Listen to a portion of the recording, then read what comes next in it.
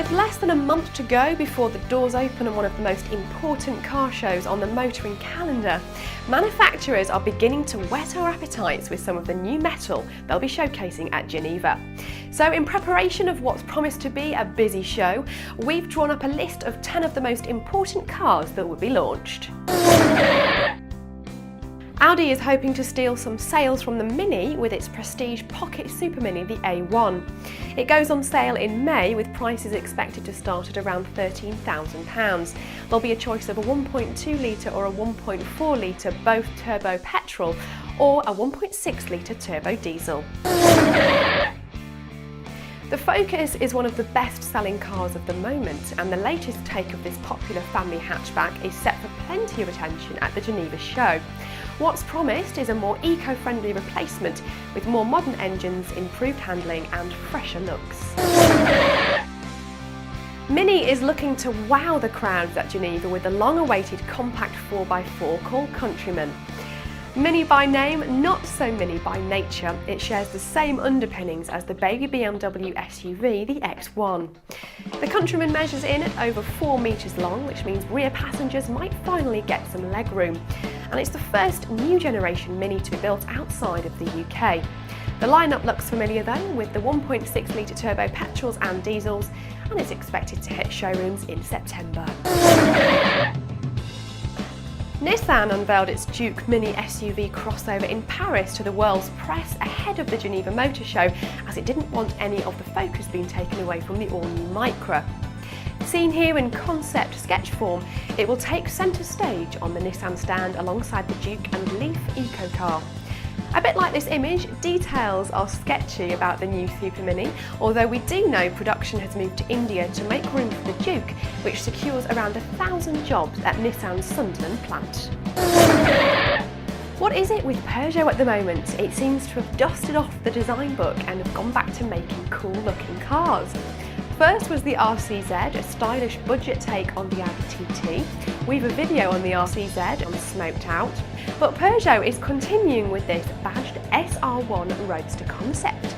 Although it remains just that, a concept, it hints towards Peugeot's design direction. A stylish Volvo? Well, yes.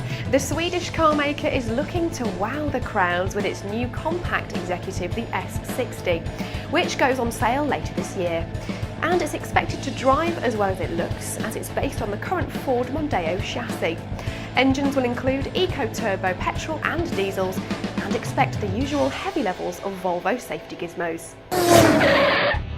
Think prestige hatchback, and the options are limited to the Audi A3 and BMW 1 Series, but as of March there'll be a new kid on the block in the form of the Lexus CH200H.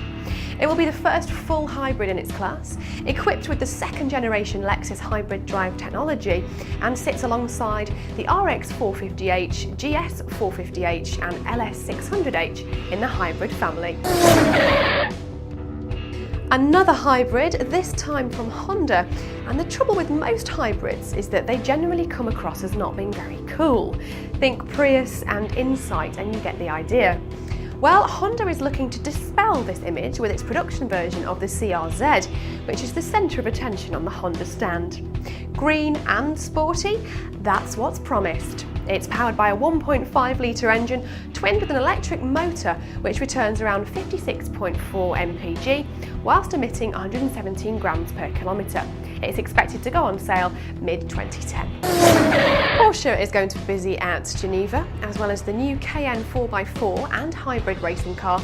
The German company is readying its fastest ever 911 Turbo, simply badged Turbo S. It's set to go on sale in May, with power coming from a 523 horsepower twin turbo 3.8 litre flat six, which promises a 0 to 60 time of 3.3 seconds and a top speed just short of 200 miles per hour.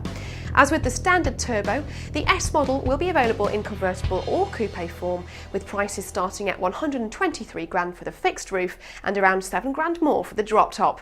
Both work out at nearly 22 grand more than the standard turbo version. Star of the Renault stand comes courtesy of this funky two-seater coupe roadster called Wind. It's being pitched against the Peugeot 207cc and will hit showrooms in June, with prices expected to start at around £17,000.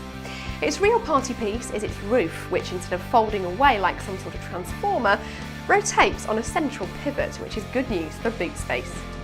It will be available with either a 133 horsepower 1.6 litre unit or a 100 horsepower 1.2. Come back to smokedout.co.uk at the beginning of March for videos of all the stars from the Geneva Motor Show.